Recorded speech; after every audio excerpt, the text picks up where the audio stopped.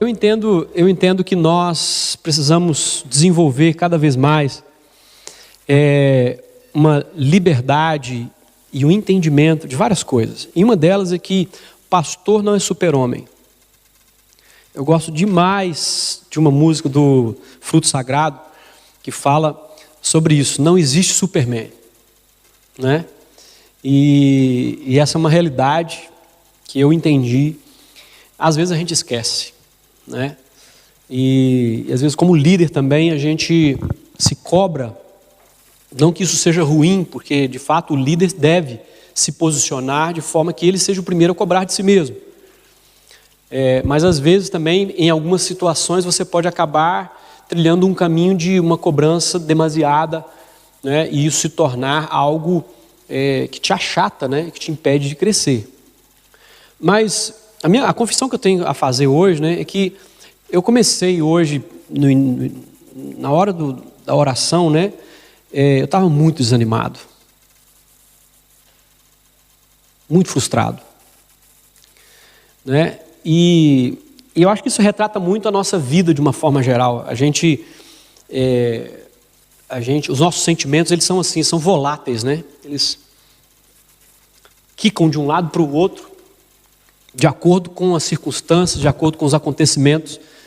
E muitas vezes a gente acaba se perdendo em meio a isso, né? A gente fez um compromisso, ontem inclusive nós tivemos a reunião do Ministério de Louvor lá na nossa casa, e tem sido muito bom, né? Pelo menos uma vez por mês a gente se reúne para ter essa reunião, e foi muito bom porque a gente tem feito um compromisso de chegar no horário, de montar as coisas direitinho, para a gente ter um tempo, né, destinado para a oração. E ontem nós renovamos esse compromisso, esse entendimento e tal, e fizemos. Aí chegamos aqui hoje, aliás, antes de chegar aqui, na hora que deu 3h30, horário de sair de casa, fui eu procurar a chave da igreja. Quem disse que eu achava a chave da igreja? Infelizmente, eu acabei confessando com a minha boca aqui outro dia que eu estou ficando velho, né? Então, a coisa pesa, né? Mas o fato é que eu procurei em todos os lugares imagináveis que essa chave poderia estar. Geralmente, isso não acontece comigo. Eu acho que eu tenho até um pouquinho de toque com esse negócio de chave. No Brasil, costumava ter aquele ganchinho, né, que botava aqui. Negócio até feio, né, estranho, mas parecia motorista de táxi ou camelô, né? Mas eu botava mesmo aqui para não perder, porque se tem uma coisa horrorosa, para mim, é essa coisa. Eu já fico irritado com esse negócio de mulher ficar caçando dentro de bolsa, né? Cadê a chave? Cadê a chave? Cadê a chave? Né? É terrível isso, né? Então, assim, eu estou confessando que eu tenho um pouco de toque com isso, né? Então, com relação à chave, do mesmo jeito. E com relação a chave e horário, eu sou azedo com isso. E nada, gente, nada de achar a chave, nada de achar a chave. Né? E aí, ok, fazer o quê? Não achamos a chave, vamos embora. Né? Consequência, a gente chega aqui, né? Chegamos um pouco mais tarde, aí finalmente a chave chegou, mas já tarde também, né? Do que aquilo que a gente deseja, né? Então isso vai me azedando, vai me azedando, né? Eu fico invocado, fico frustrado, porque você planeja, você se prepara, o meu sábado ele é muito focado, assim, eu já levanto para dar aquela polida na mensagem, aquela coisa, né? E passo horas mesmo ali, é o meu tempo de dedicação, de preparação, né? Não tem conversa com filha, com esposa, às vezes uma entra lá, me dá um beijinho, né? E às vezes nem eu beijo de volta, né? Porque eu estou concentrado. Mas é assim, né? O Roberto morou lá em casa, ele sabe, né, Roberto? Dia de sábado de manhã, não me procura não, porque eu estou no meu compromisso ali, focado. Então você se prepara, você tem uma expectativa. Hoje a Tati ia ministrar o louvor, né, com aquela expectativa de chegar, montar, para a gente ter mais tempo de ensaiar, deixar tudo redondinho, aquela coisa toda, e nada. Então, assim, eu quero confessar que eu estava desanimado ali na hora da oração, eu queria soltar fogo pela venta, como dizia o outro, né? Mas qual é a solução que a gente tem se não recorrer à palavra de Deus e ao Espírito de Deus que está em nós, que age através de nós, né? E graças a Deus pela oração, porque pelo menos eu fui renovado na oração, não precisou ser no culto, né? Eu já entrei para o culto mais preparado, né? Emocionalmente falando. Mas Deus me fez lembrar de uma palavra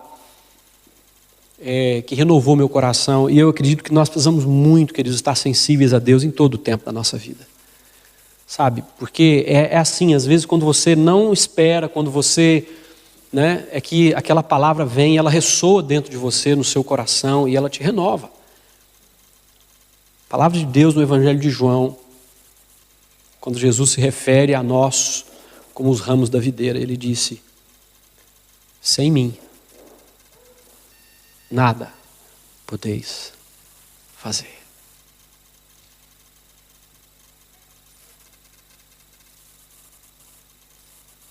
Sem mim nada podeis fazer. A gente pode ter a estrutura, a gente pode ter tudo montado, a gente pode ter tudo preparado, a gente pode estar, né, com tudo assim afiado, na ponta. Mas se Deus não fizer, se não for nele, se não for por ele, se não for através dele, se não for essa graça, a unção, a vida, não é, de Cristo, do Espírito Santo movendo a nossa vida, então não vale a pena, porque não é trabalho de Deus, não é aquilo que é feito em Deus, portanto também não é frutificação, não faz parte dessa seiva, dessa essência que emana de Cristo para nós. Então eu precisava compartilhar isso com você, meu querido, né, que sem Jesus nós nada podemos fazer. Nada. Tudo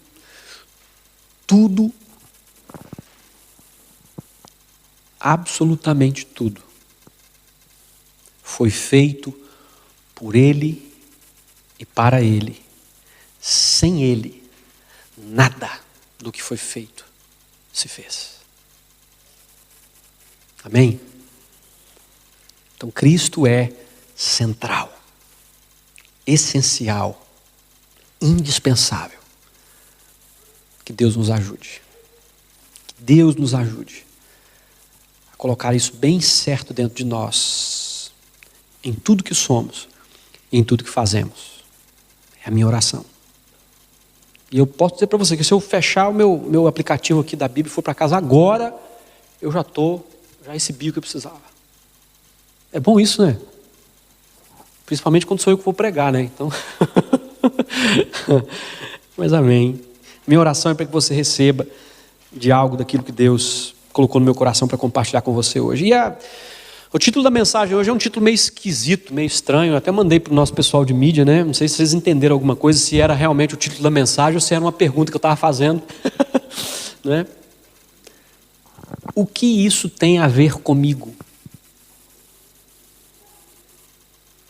O que isso tem a ver comigo? Parece ser uma pergunta sem sentido ou às vezes até sem importância, mas não. Na verdade, essa é uma das perguntas mais importantes que você pode fazer na vida e diariamente. O que é que isso tem a ver comigo? É claro, ela tem as duas conotações. Ela tem a primeira conotação que é o mais famoso, o Kiko, né? O que tem a ver com isso, né?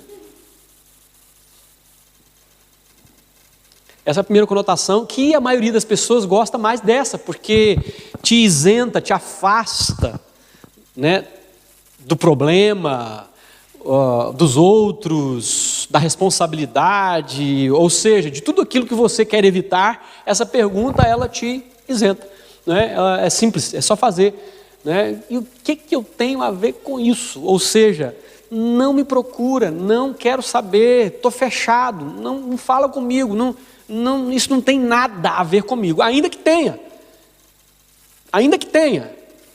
eu nego. Eu falo que não tem, eu uso essa pergunta para me esquivar, para me colocar para fora disso. Mas existe o outro contexto, né? A outra conotação, que é o interesse que nós demonstramos naquilo que não apenas está à nossa volta, mas em tudo que diz respeito à nossa vida. O que é que eu tenho a ver com isso?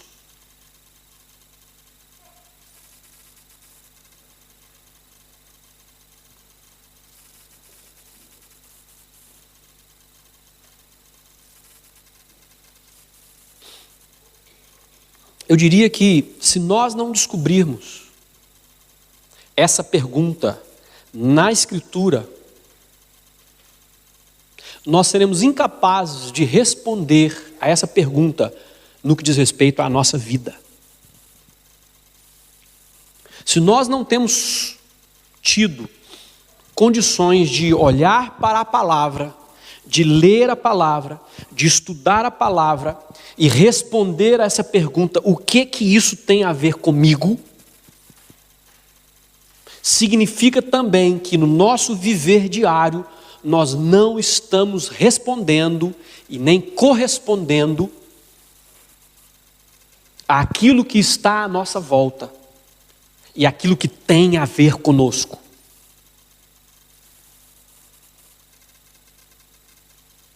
Então, por isso, eu decidi que nós vamos fazer hoje um exercício do que eu tenho a ver com isso, indo para a palavra.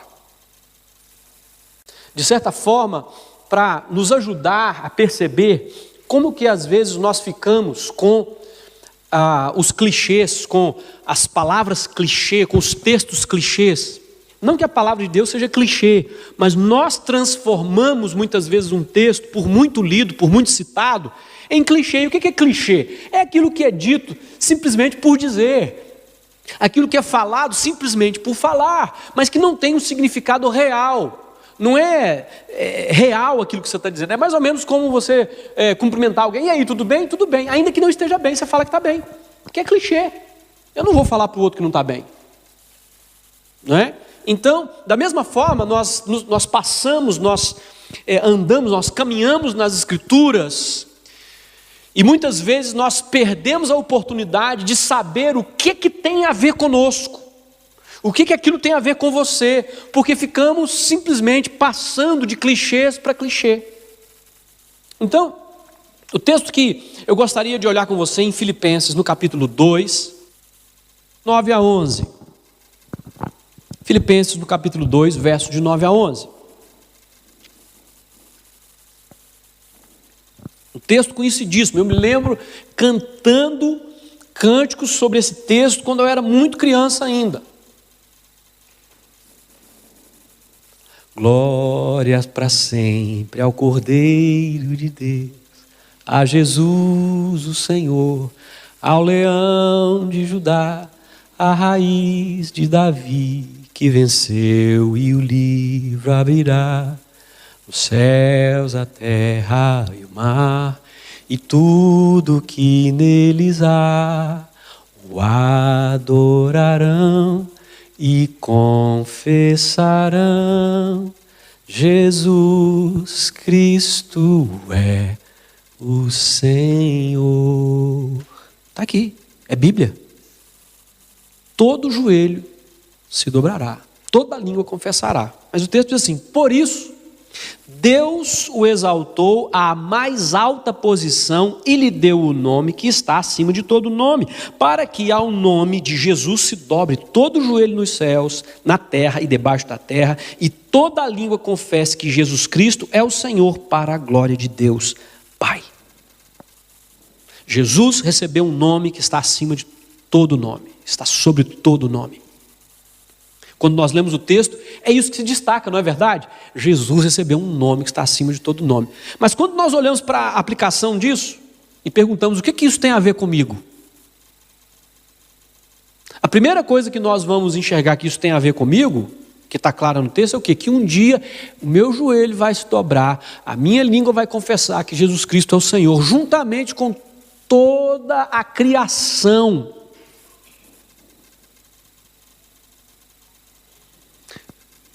Só que a gente fica por aqui. Na maioria das vezes a gente vai falar, oh glória, aleluia, Jesus, Jesus, Jesus, Jesus. Achei que era Jesus, já estava voltando, já tinha chegado a hora, eu já ia me colocar de joelho aqui. Né? Falei, opa! Ai, ai.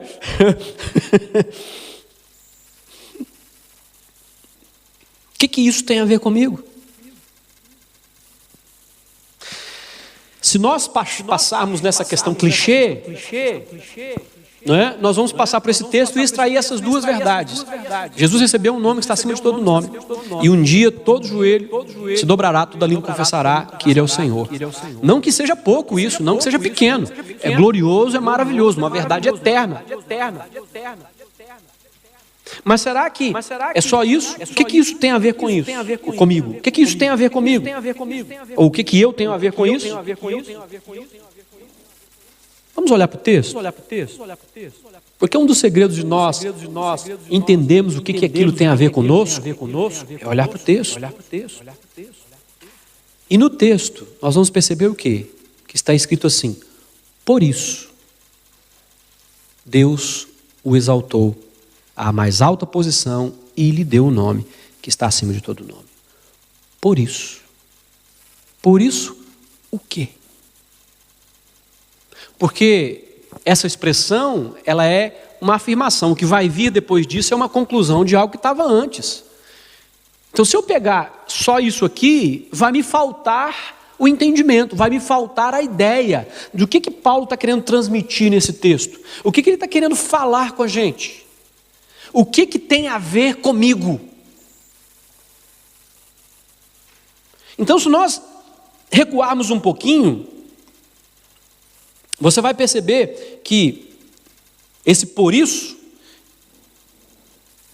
ele tem um outro bloco de texto que é do verso 5 ao verso 8, que diz assim: seja a atitude de vocês a mesma de Cristo Jesus, que, embora sendo Deus, não considerou que o ser igual a Deus era algo a que se devia apegar-se, mas esvaziou-se a si mesmo, vindo a ser servo, tornando-se semelhante aos homens, e, sendo encontrado em forma humana, humilhou-se a si mesmo e foi obediente até à morte e morte de cruz.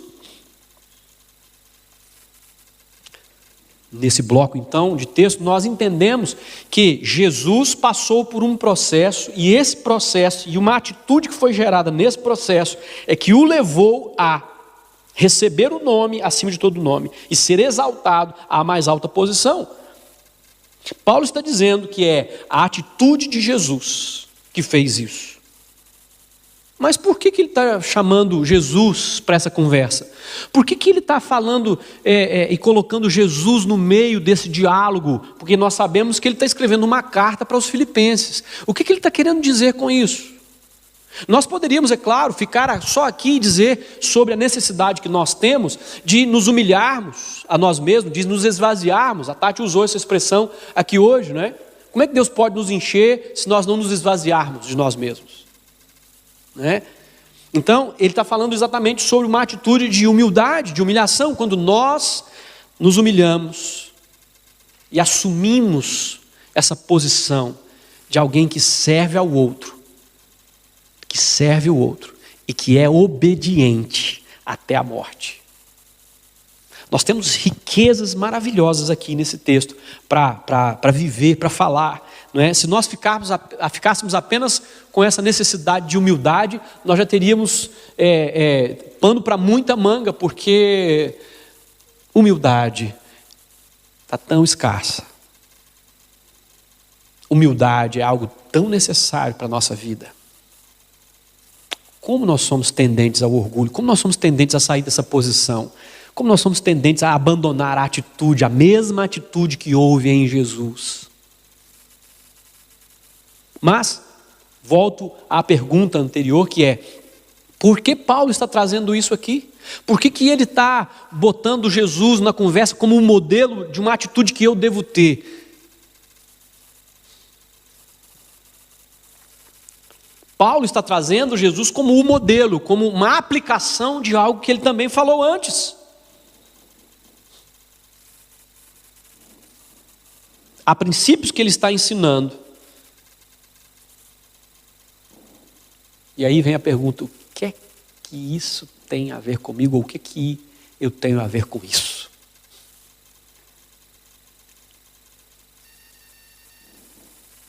É exatamente isso que nós vamos descobrir.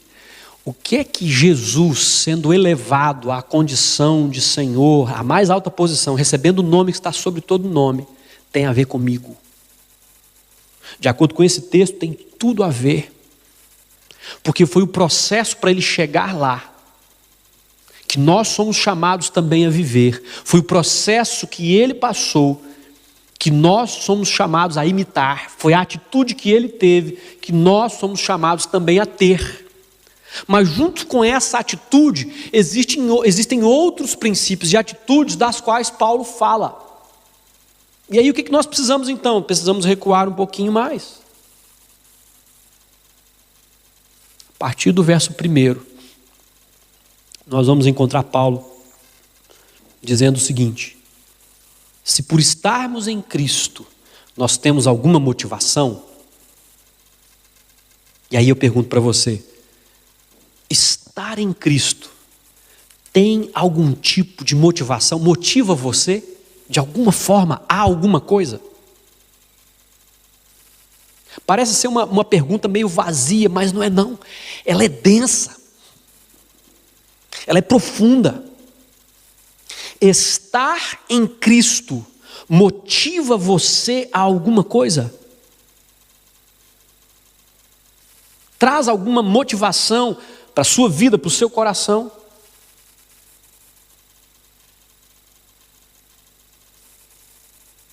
Minha pergunta é: você tem sido uma pessoa que tem motivação para viver?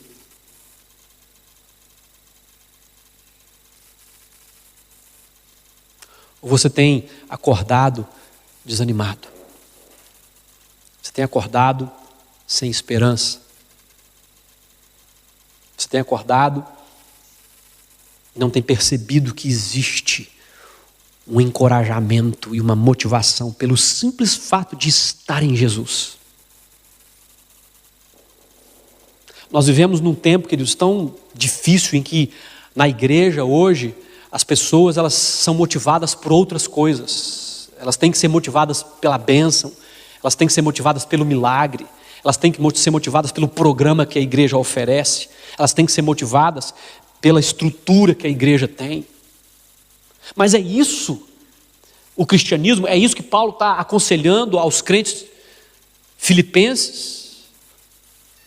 Não, ele está dizendo que se nós estamos em Cristo, e pelo simples fato de estarmos em Cristo, existe um encorajamento, porque a palavra motivação, ela vem exatamente disso, de encorajamento. Existe algum encorajamento em estar em Cristo? Se eu pudesse responder essa pergunta de uma forma muito simples, eu diria sim, toda. Toda, porque Ele é a própria vida. Sem Ele apenas é existência. Sem Jesus nós existimos apenas. Mas em Jesus nós vivemos. Nós temos propósito, nós temos motivação. Se tudo estivesse dando errado na minha vida, no meu trabalho, na minha família ou em qualquer outra coisa, pelo simples fato de estar em Jesus, eu já tenho motivação suficiente para viver. Porque Ele diz: quem tem o Filho tem a vida. Ou você não crê nisso? Quem tem o Filho tem a vida. E se eu tenho a vida, então eu tenho motivação. Ah, pastor, mas e quando a gente acorda desanimado? Ô irmão, olha para dentro de você, olha para as suas circunstâncias e pergunta para si mesmo: eu estou em Cristo? Se a resposta for sim, eu estou em Cristo, então se anime. Porque tem motivação para aqueles que estão em Cristo. Amém? Amém, eu espero que sim, né? Tem uns amém assim meio...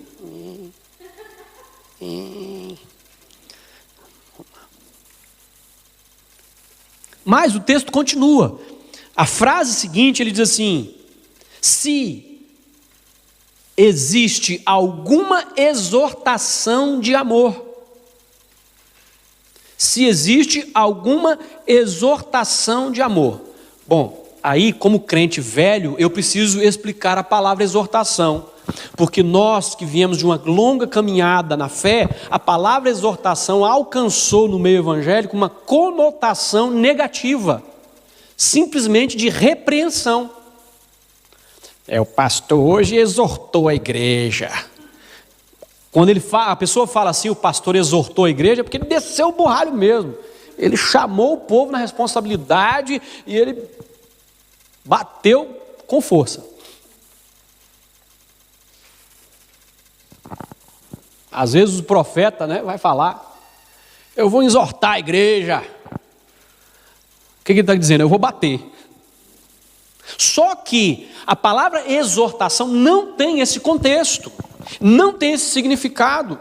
A palavra exortação, ela significa encorajar. Encorajar.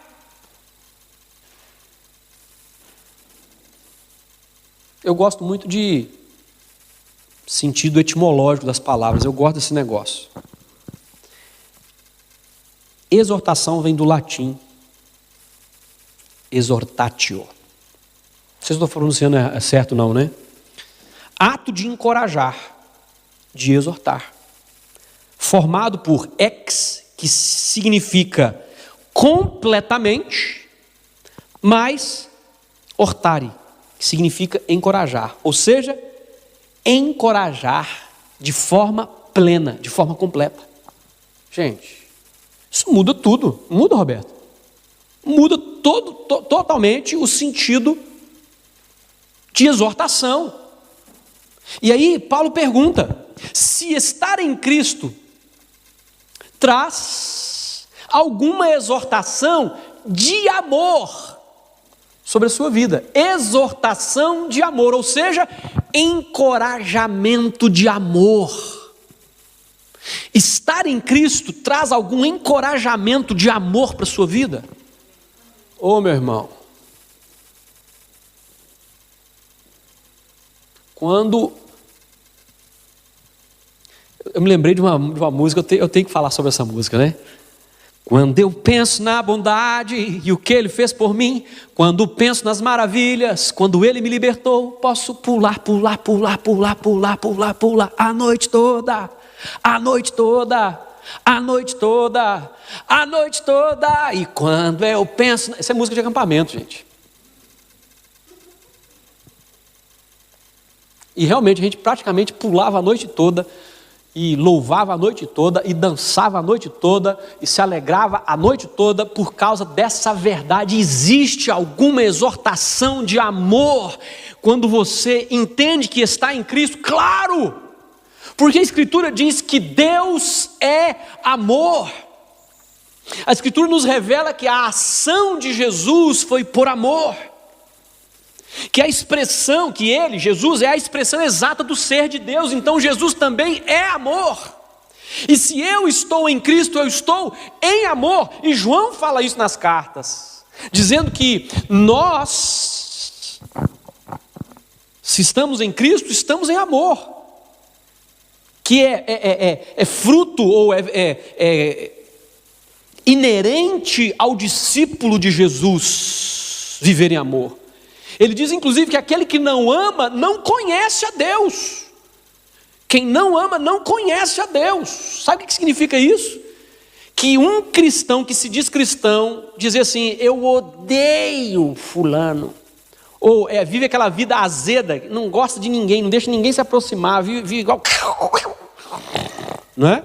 Não chega perto não, que você leva. É aquela pessoa que está sempre afastada, sempre azeda, sempre contra o mundo. Significa que essa pessoa ainda não conheceu a Jesus como precisa conhecer, porque a partir do momento que você o conhecer dessa maneira, você passa a ter exortação de amor, encorajamento de amor. É impossível alguém estar em Cristo e não ser encorajado em amor, e não ser exortado em amor. Então vai a pergunta: estar em Cristo tem algum encorajamento de amor? O que isso tem a ver com você?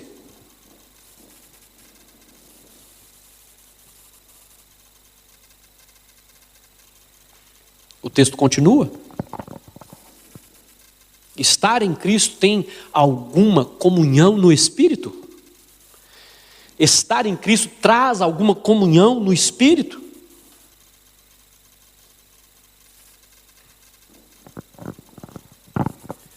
Não sei quanto a você, mas é tão poderoso quando você percebe que existe comunhão entre você e Deus, que existe uma ligação, que existe uma relação, um relacionamento. Não são orações que saem da sua cabeça intelectual para a mente de Deus. São palavras, é um viver, é uma canção, é uma oração, é um clamor que sai de dentro de você, que vem lá de dentro. Você sabe que não é daqui, não é apenas das emoções, é de dentro, é lá do seu espírito, é de dentro de você. Aquilo sai de você e encontra eco, encontra respaldo, encontra resposta, encontra Deus, e Deus responde aquilo dentro de você com a testificação do Espírito dele. Isso é poderoso, queridos. É o que as Escrituras nos revelam, dizendo que o mesmo Espírito, ou seja, o Espírito de Deus, o mesmo Espírito testifica, ou seja, é uma testemunha, ele confirma ao meu espírito de que somos filhos de Deus. É incrível, é poderoso, é sobrenatural, porque ainda que as circunstâncias digam o contrário, ainda que até pessoas digam o contrário, quando você de fato tem comunhão com Deus, é uma testificação no Espírito, e isso é constante, isso é profundo, isso não altera. Você pode estar onde você estiver, você pode estar vivendo a circunstância que estiver vivendo, existe dentro de você uma testificação do Espírito de que você tem comunhão com Deus, que você não está sozinho. Porque comunhão, queridos, é isso, é a certeza de que tem alguém se relacionando com você, é a certeza de que você tem algo em comum com Deus e Deus tem algo em comum com você. Não sei quanto a você, mas isso é poderoso. Não sei como é que você olha isso, mas isso é surpreendente, maravilhoso, ter comunhão com Deus. Mas não apenas isso, essa comunhão que existe com Deus, ela também é uma testificação, e ela testifica também quando as pessoas que têm essa mesma comunhão, elas se encontram. Essa testificação, ela se torna também uma comunhão com o irmão, ela se torna uma comunhão com o outro. É mais ou menos o que João diz lá quando ele diz: se andarmos na luz como ele na luz está, ou seja, se temos comunhão com ele, se andamos na verdade dele, temos comunhão uns com os outros. Ou seja, é automático. Se eu estou na luz, se eu estou andando em Deus, se eu estou caminhando com Deus, é automático, eu tenho comunhão com aqueles que vivem da mesma realidade, aqueles que vivem em relação e comunhão com Deus. É maravilhoso, é poderoso, é glorioso. Agora, você quer ver uma coisa? Quando a pessoa deixa de andar na luz, essa comunhão ela é quebrada. Primeiro porque ela foi quebrada lá. A pessoa ela passa a desviar os olhares. Uma das primeiras coisas que acontece quando alguém de fato quebra essa comunhão é deixar a igreja. Por quê? Porque ela não consegue. Não é por uma questão simplesmente dos olhares. Porque muitas vezes ninguém sabe o que aconteceu. Ninguém sabe. Mas a pessoa sabe. E ao olhar para as pessoas, ela percebe que a comunhão está quebrada. Existe algo que não está batendo, existe algo que não está fluindo, e por isso ela se afasta, ela se retira, ela evita. Quantas vezes nessa vida de pastorado, né, tanta felicidade, mas também muita tristeza, porque há pessoas que elas abandonam a fé, né, e elas se desviam. Aí você encontra a pessoa e você percebe que ela não tem mais, não existe a mesma comunhão que havia antes. não existe a mesma intensidade, não existe o mesmo brilho, não existe a mesma realidade, você não está falando a mesma linguagem. E isso é lamentável. Por outro lado, é tão poderoso quando nós entendemos isso e podemos investir nisso, na comunhão que temos uns com os outros, porque isso fortalece o nosso coração, queridos. Volto a dizer, isso é espiritual. Isso é espiritual. E eu preciso entender isso, e eu preciso aceitar isso diante de Deus. Eu preciso receber isso como algo que Deus plantou em mim, assim como a comunhão que eu tenho com Ele, a comunhão com meu irmão também, ela vem de Deus. Ela vem, e eu preciso dar lugar a essa comunhão, queridos. Um dos grandes problemas que nós enfrentamos com isso é a incompatibilidade, às vezes de personalidade, de temperamento, e às vezes a malcriação também, né? Fazer o quê, né? Somos seres humanos. Então muitas vezes a gente permite que conceitos humanos atrapalhem essa comunhão que existe entre nós. Porque às vezes olhamos para o outro com preconceito. Olhamos para o outro e vemos além do que aquilo que deveríamos ver. E infelizmente tem gente que procura. Não é verdade? Irmãs, deixa eu falar uma coisa com muito carinho para as irmãs. A irmã foi dotada de um senso, eu costumo dizer que é a parabólica da NASA, né? Lá em casa. Já viu a parabólica, né? Aquela gigantesca.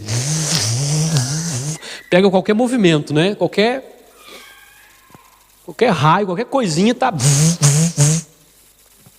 Só que como que eu posso dizer? Nesse dom, nessa capacidade que Deus te deu, se você não usar isso no espírito, se torna algo terrível na sua vida. Se torna, na verdade, um para-raio. Né? Porque você vai ver só coisa errada. Ou vai se importar com aquilo que nem deve. E às vezes cismar com algo que não existe. Não é terrível isso? Terrível. É terrível. Porque se você é uma pessoa complexada, esse radar ele vai ser complexado também. Se você estiver passando e duas pessoas estiverem rindo, você já vai falar assim, está rindo de mim. Porque a sua detecção, ela foi lá e viu as duas pessoas rindo. Mas o seu complexo deu um nome a isso. E isso impede a comunhão quando você aceita esse tipo de coisa. É lógico, existem as situações dos temperamentos, né? Tão diferentes. Há pessoas tão diferentes num grupo tão pequeno como esse. Né? Em um grupo tão pequeno como esse, eu tenho certeza que um vai olhar para o outro e falar assim, meu santo não bate com o dele. Então não é santo, meu irmão. Porque se é santo, bate sim. Por quê? Porque o santo que está em mim é o mesmo santo que está em você, que é o Espírito Santo. E esse Espírito Santo, ele fala que existe comunhão entre nós, porque nós temos comunhão com o Pai. E essa comunhão, ela é maior do que os nossos defeitos, porque eles são reais, eles existem. Essa comunhão é maior do que os nossos defeitos. E ela precisa ser, irmão. Você precisa aceitar este fato e abrir mão, muitas vezes, dessas questões tão humanas, tão carnais, que nos fazem julgar, que nos fazem agir com os outros, como se não houvesse nenhuma comunhão no Espírito, como se essa conexão ela fosse inexistente. Então eu quero chamar você a essa realidade. Existe uma conexão no Espírito, que é feita pelo Espírito Santo de Deus. Não ignore, não jogue fora. Há alguma comunhão no Espírito se você está em Cristo? Claro, porque é aqueles que estão em Cristo, a quem Ele enviou, o Espírito Santo. Só pode receber o Espírito Santo aquele que está em Cristo. E em Cristo nós temos comunhão no Espírito Santo. E, consequentemente, nós temos comunhão uns com os outros. Mas o texto continua. Tem mais coisa. O que você tem a ver com isso? Segura aí que tem mais. Existe alguma profunda afeição e compaixão? Existe alguma profunda afeição e compaixão? Estar em Cristo traz alguma profunda afeição e compaixão? O negócio está ficando tão intenso que o fusível nem aguentou lá fora, caiu a chave, né? De acordo com o dicionário, afeição é uma relação afetiva, é um sentimento carinhoso em relação a alguém ou a alguma coisa. Por exemplo, a pessoa que gosta de cachorro, ela tem afeição por cachorro. Aqui Paulo está falando sobre profunda afeição, ou seja, um sentimento carinhoso, profundo.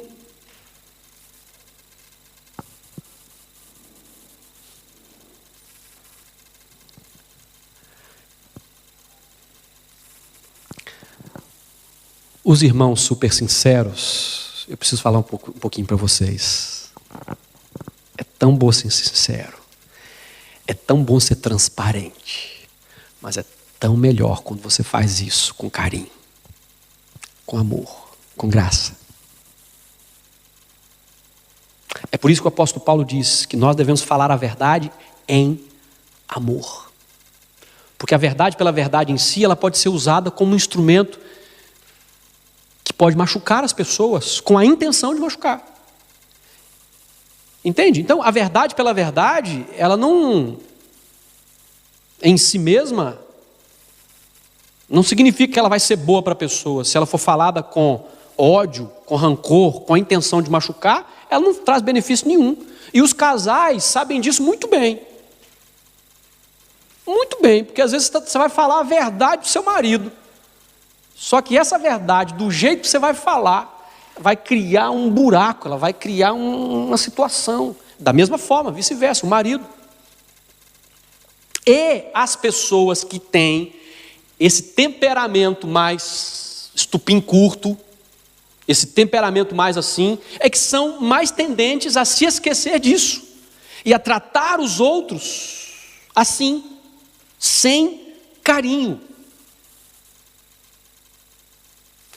E aí muitas pessoas, eu já ouvi, gente, um dos dons que Deus me deu foi aconselhamento, então eu já ouvi demais as pessoas. Então muita gente fala assim, mas eu sou assim, pastor, eu sou assim mesmo com casca e tudo, eu sou rude, eu sou...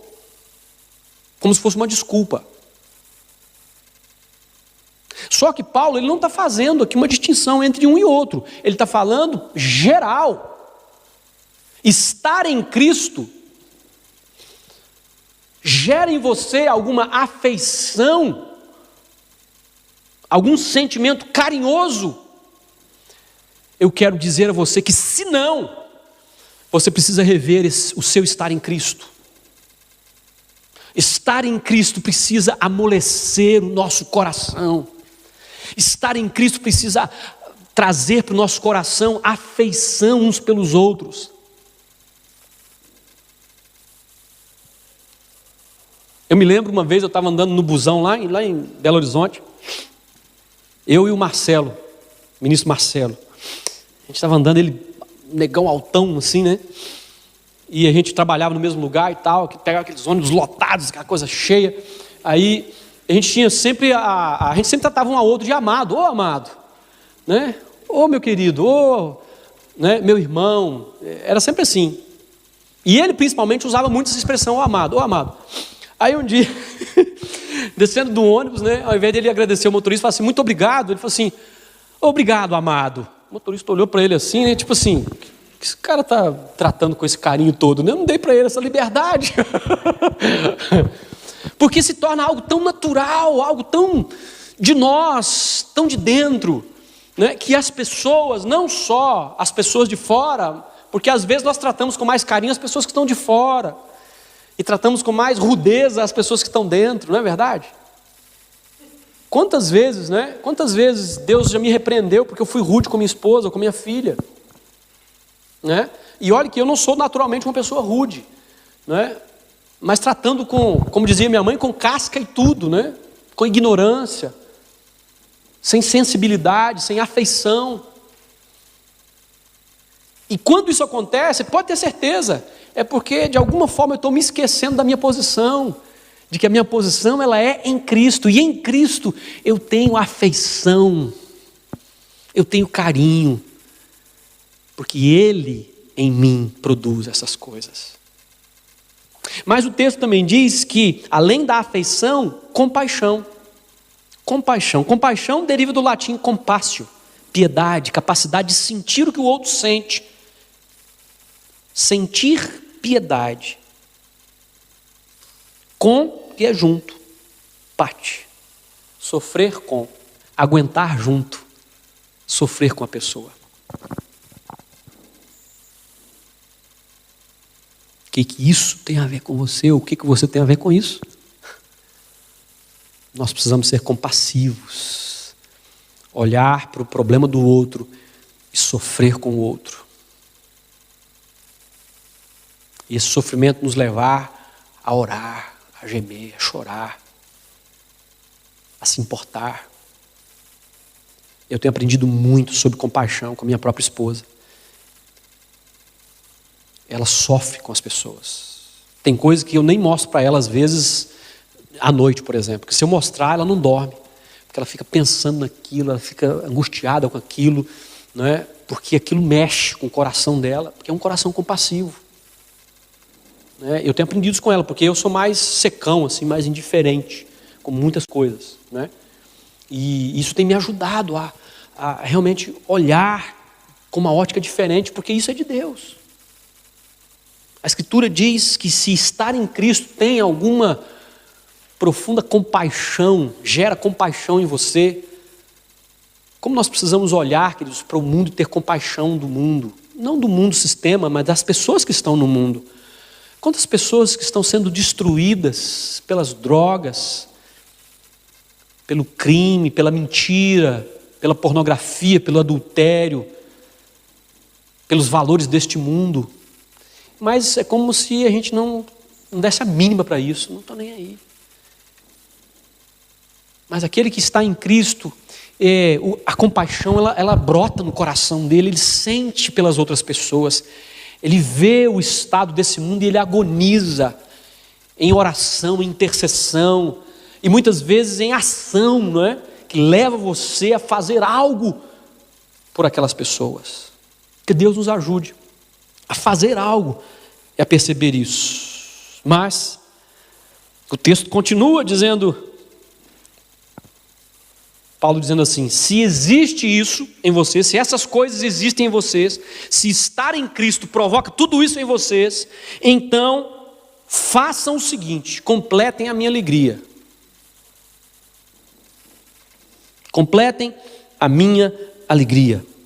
Tendo o mesmo modo de pensar, o mesmo amor, um só espírito, uma só atitude. Nada façam por ambição egoísta ou por vaidade, mas humildemente considerem os outros superiores a vocês mesmos. Cada um cuide não só dos seus próprios interesses, mas também do interesse dos outros. E a partir daqui que ele fala então do exemplo de Jesus, ele chama o exemplo de Jesus e aplica aquilo que nós já falamos. Eu tinha planejado de falar um pouco mais sobre esses pontos que ele coloca aqui agora, né? Completem a minha alegria, né? Mas eu quero apenas, mais uma vez, listar para você isso. Ter o mesmo modo de pensar. Nós, como cristãos, fomos chamados para ter os mesmos valores. É isso que ele está falando. Ele não está falando que eu devo gostar da mesma cor. Não é nesse sentido, não é ter o mesmo pensamento nesse sentido. mas nós temos que ter os mesmos valores, o mesmo padrão de pensamento. Nós devemos ter o mesmo amor, a mesma condição, a mesma qualidade de amor, que, é claro, é o mesmo amor que Jesus teve, o mesmo amor que Jesus tem, mas também nós devemos ter o mesmo Espírito. Aqui ele não está falando do Espírito Santo, ele está falando do Espírito no sentido de atitude, né? Ter uma só atitude, ela combina com uma só atitude. Temos uma mesma atitude com relação à vida, às pessoas, à palavra, à igreja e assim por diante. Sem ambição egoísta, ou seja, aquilo que eu quero, não quero só para mim, mas eu quero para todos nós. Se eu quero algo de bom, eu quero para todos. Eu quero para os meus irmãos, não só para mim. Mas sem vaidade. Sem vaidade. Ou seja, a necessidade de que as pessoas, né, vejam e falem, né, e eu seja a pessoa, aquela necessidade de ser alguém, entre aspas. Por isso, ele encerra dizendo sobre a humildade. Nós devemos ser humildes e nessa humildade cuidar uns dos outros. Cuidar uns dos outros, pensar nos outros. E foi a partir daí que ele traz a verdade sobre Jesus, que Jesus, ele fez o que fez porque ele pensou em nós.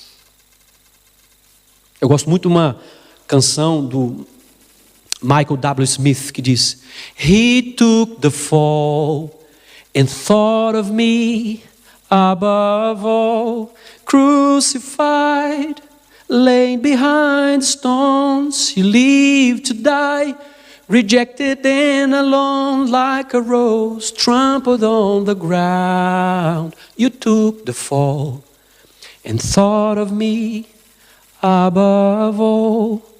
Que fala exatamente disso. Ele fez o que fez, ele se entregou como ele entregou, porque ele pensou sobre nós. Ele pensou sobre nós. Então, eu não sei quanto a você, mas a pergunta fica: o que é que você tem a ver com isso? O que é que você tem a ver com essa escritura? Porque se eu olho para ela, se eu olho para essa verdade, para essas verdades aqui colocadas, e eu percebo que tem tudo a ver comigo, e eu confesso isso de todo o meu coração, isso tem tudo a ver comigo, é disso que eu preciso para a minha vida, automaticamente, meu amado, a sua visão de mundo muda, a sua visão das coisas à sua volta mudam, são transformadas. Então eu quero chamar você, eu quero encorajar você, eu quero exortar você a responder essa pergunta: o que é que você tem a ver com isso? Diante de Deus, o que é que você tem a ver com isso que foi dito aqui hoje? Você pode ficar de pé para nós orarmos?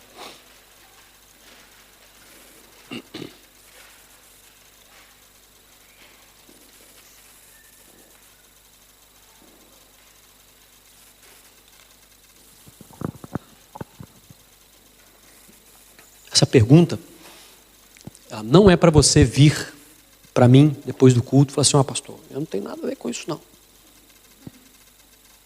Ou, não, tem a ver comigo sim. Não. Apesar de eu querer muito que você responda a essa pergunta, eu não quero que você responda essa pergunta para mim ou por mim, mas que você responda essa pergunta para Deus e por você. É por você mesmo, mas é para Deus, porque tudo que Ele fez e a vida que Ele deu, e exaltar Jesus aonde Ele exaltou, é porque tudo isso tem a ver com você.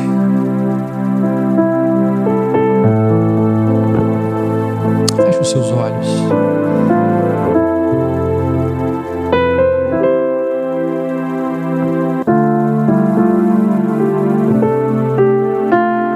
Você pode falar para Deus, você pode dizer para Deus.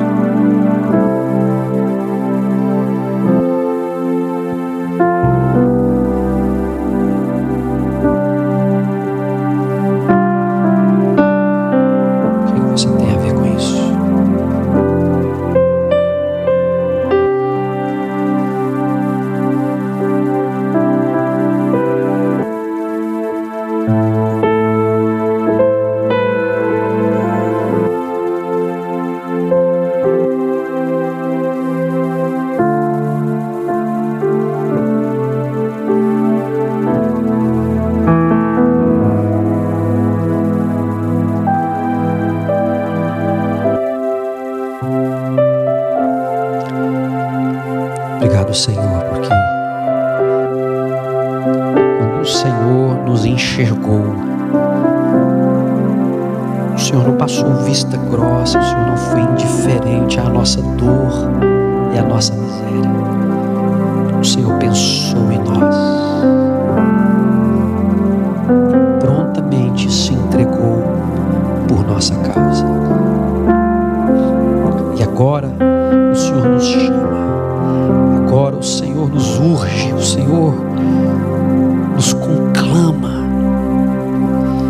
a responder essa pergunta: o que isso tem a ver comigo? Que o meu coração, que o coração dos meus irmãos possa responder a essa pergunta.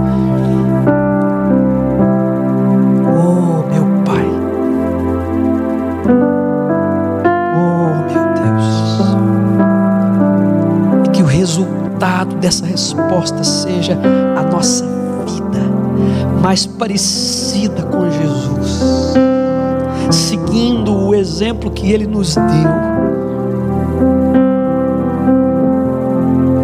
de ser obediente até a morte e morte de cruz, simplesmente porque pensou em nós. Vem sobre nós, Senhor. Vem sobre